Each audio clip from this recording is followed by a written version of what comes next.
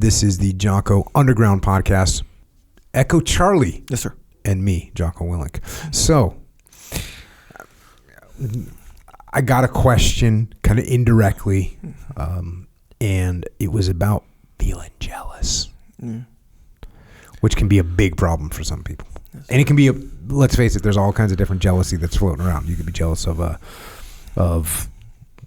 girl, or jealous, of your girl. If you're a man, you could be jealous of your woman. If you're a woman, you could be jealous of a man. Of your man, or whatever relationship you're in. I guess we got to cover all the bases. You could be jealous of your significant other. Is that right? Are you jealous of them? Yeah. What is it technically called? I think you're jealous. I don't know. Yeah, you're jealous of the other person, not your spouse or girlfriend, boyfriend. It's the other person that they're interacting with usually, right? That's the scenario. So you get filled with jealousy, I guess is what happens. You can also be jealous of people's position in life. You can get jealous of people's success. You can get jealous of material objects. So there's all kinds of stuff you can get jealous of, or that can make you feel this jealousy. And I can say that I've never been a very jealous person. In fact, I would say I'm not jealous. I don't get jealous. And I have... why do I feel that way? How do I feel that way? I think that jealousy is a manifestation of being insecure. Yeah. And your ego is threatened, and you have low self-esteem, and so you're nervous, right? You're nervous. You see your little bit of paranoia and whatnot. And I feel like I'm pretty confident with whatever. And not only that, I'm okay with, like, there's some people that are better than me. So as much as it's nice to say, well, I'm a confident person, so I don't really get jealous. That's cool. But I feel like, hey, there's people that are better than me at whatever, you name it. There's people that are better than me. There's people that are smarter than me. There's people that have more money than me. There's people that are more athletic than me. There's people that are in better positions than me. Like, there's all these things. And I think more than just saying, oh, well, but I'm still confident. It's like, no, I'm humble enough to say, hey, you know what? There's people that are better than me on a bunch of different things. And that's okay. Now, to get to the point of, hey, how do you not be jealous? Here's where I think you're going to like this mentality or approach. As far as, and because it reminds me of one of your stories that you told me a long time ago, which you told us I told everyone on the podcast, which was, I think it was, you read the book Mind Games. Is that your book? Yep. And it said, if you get mad, you have low self-esteem. You have low usually self-esteem. Comes from low self-esteem. And so you were like, oh, dang, I shouldn't get mad anymore. And that was the mental trick that you played on yourself to get you to a point where you viewed being angry as sort of a weakness that you didn't want to partake in anymore. Yeah. I think you can use the same mind trick on jealousy, which is, hey, if I'm getting jealous, that's me being insecure. Yeah. And here's the thing, and this is why I think it's even more effective, because I want you to think about this. I want people to think about this, not you necessarily, you, Echo. But if you get jealous, that means you're insecure. And here's the clincher. Everybody knows it. That's the thing. Everybody knows it. Yeah. When you're jealous and you start freaking out, what are you doing talking to him? Everybody knows, oh, you see that person as a threat. Mm-hmm. You're threatened by this other person. That's why you're getting jealous, because somewhere you think you're weaker, poorer, dumber, inferior to this other human. Yeah.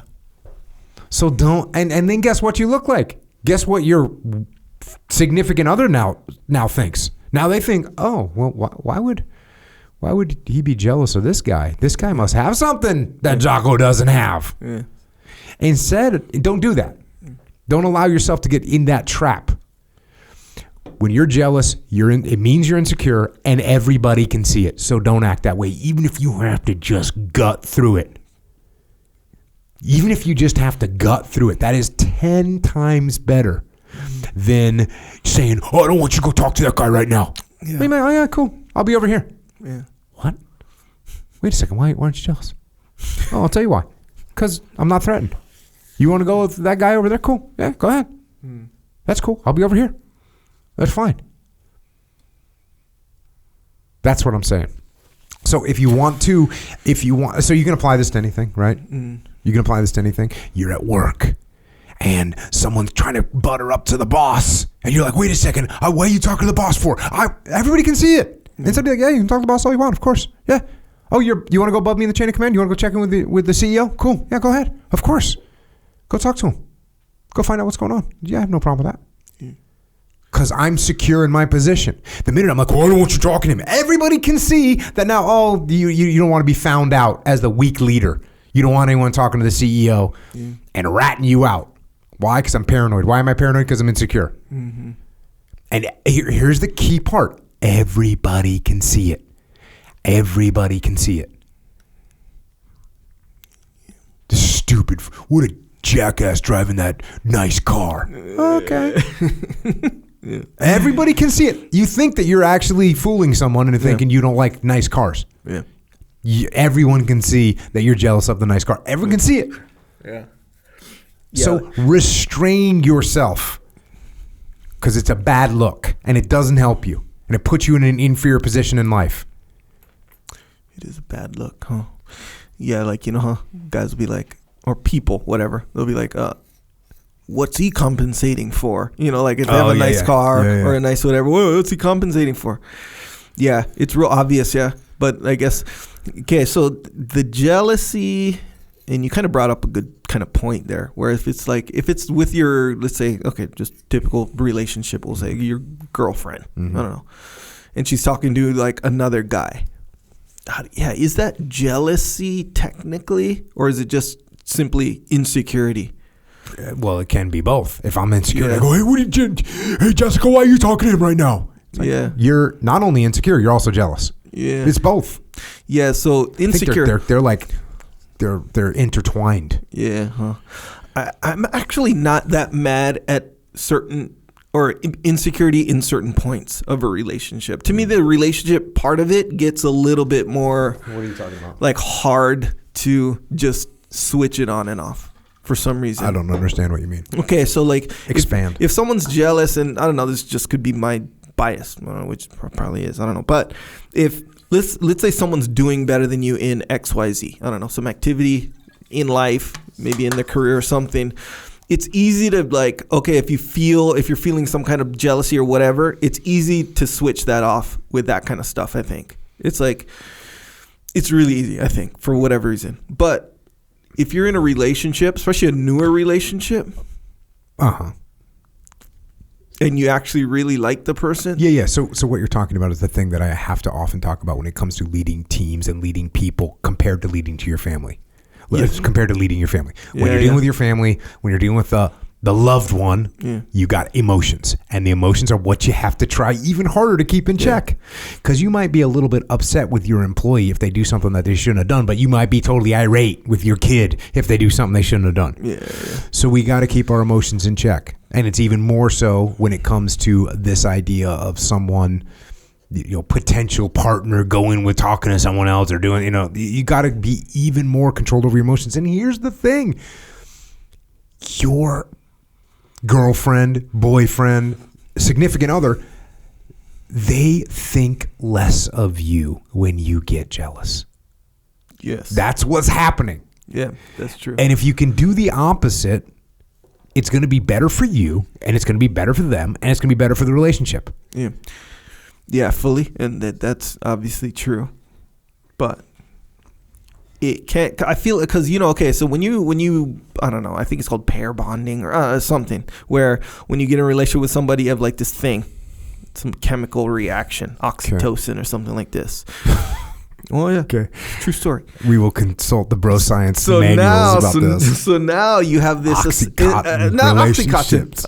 oxytocin. Okay. So anyway, you have that going on. So it's kind of bro, you need to write a bro science manual. I will, maybe. I don't know. Maybe I won't. I don't know. But either way, I'm saying potential chapter. This scenario, this phenomenon, whatever, makes it like harder to just be like, oh yeah, I don't feel jealous, you know. I don't feel insecure. Yes. Right. Yes. If you're insecure in a relationship, which to me, again, and my point here isn't that like, oh, it's so hard and that's not the point. The point is, I don't think it's all that negative to feel insecure in a new relationship, especially if you like the person. So if you like the person, yeah, of course you're not going to feel secure. You haven't been with them that long. You haven't established like a legitimate relationship with the person yet. Okay. I don't think it may. I'm trying to see where you're right here. I think that you could be correct that it's okay to feel a little bit insecure in the beginning of a relationship because you don't really know them that much. But I'm still going to say that you'd be better off stifling that emotion and being cool instead of acting like an idiot. Yeah. So more the behavior piece of it. Behavior piece. Yes, behavior piece. Yeah, fully. Yeah, so I remember thinking about this when I got into a new relationship where they'd be like, no, the relationship should be built on trust, you know? Mm-hmm. And I was like, yeah, of course, that sounds good. But after I thought about it, I was like, wait, how, it can't be built on trust. You don't even really know that person that good, or you don't know how it is to be in a relationship with them that good. It's new. So essentially, it's kind of backwards in a way where it's like, no, trust should be built on the relationship, really. More so than a relationship should be built on trust, because you can't just start handing out trust. You gotta, you know. Yeah, it's just like developing trust inside of a working relationship. Yeah, if I'm working with you, I don't give you a massive project and just say, hey, good luck, hope it goes good. No, I give you a little project, you do good on that, trust goes up, exactly et cetera, right. Same thing with a relationship, right? So if the girl's not acting or the guy's not acting right, it's like, okay, boom, you kind of take note or whatever. Yeah, but you also are. Yeah, yes. And what I was going to say is, I apologize for cutting you off, but eventually you're like, wait a second, they've broken the trust on this little thing, so I'm not going to continue down the road of this relationship anymore. Right. So, but if you really like them, or the oxytocin runs strong, or whatever, that part right there, that part that you just said, that becomes like hard. I think you're connected to it primally. That's why. Yeah. So it's just harder. You can do it. And the behavior piece, like you said, I think that's really the critical thing. And this reminds me of when we've talked about how to deal with breakups before. And like my advice, which I have not heard better advice than walk away, don't look back. And that's what you need to do. Walk away and don't look back. And here's the thing. If you want to have a chance of getting that person back, the best thing you could do.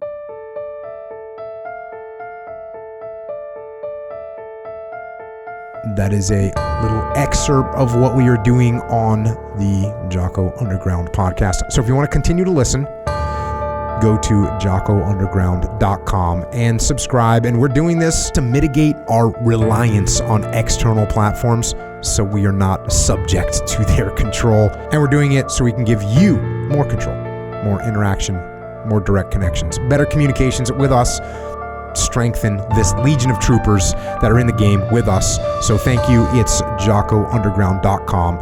It costs $8.18 a month. And if you can't afford to support us, we can still support you. Just email assistance@jockounderground.com and we'll get you taken care of. Until then, we will see you mobilized underground.